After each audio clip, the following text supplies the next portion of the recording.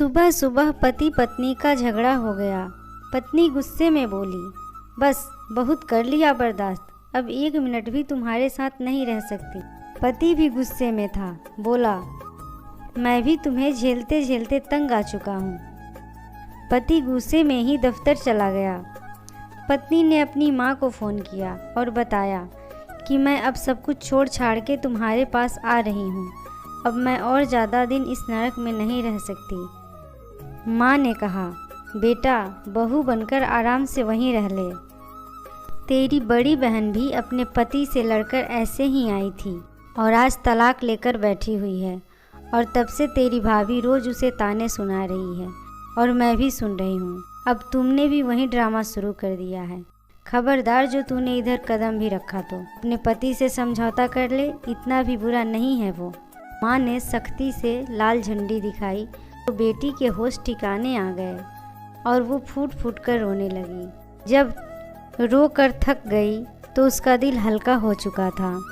उसने अपने पति के साथ लड़ाई का सीन बार बार अपने दिमाग में सोचा तो उसे खुद की भी गलतियां नज़र आई।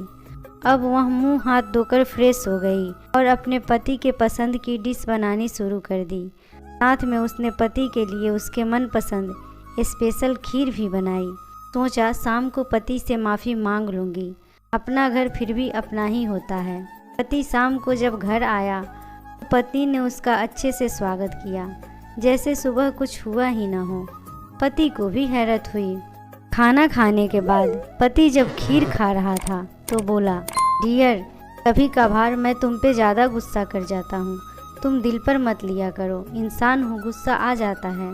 पत्नी को भी अपनी गलतियाँ नज़र आई और वह भी माफ़ी मांगी। इस तरह उसका घर बर्बाद होने से बच गया।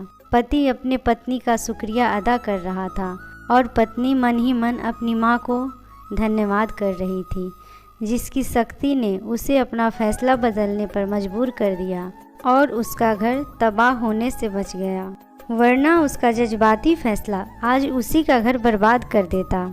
यदि माँ बाप अपनी शादीशुदा बेटी का हर जायज़ नाजायज़ बात पर सपोर्ट करना बंद कर दे तो कई घर बर्बाद होने से बच जाएगा और कई रिश्ते बिगड़ने से बच जाएंगे। दोस्तों, आपको यह कहानी कैसी लगी? अपनी राय कमेंट बॉक्स में बताएं और यदि चैनल पर नए हैं तो चैनल को सब्सक्राइब करें। धन्यवाद।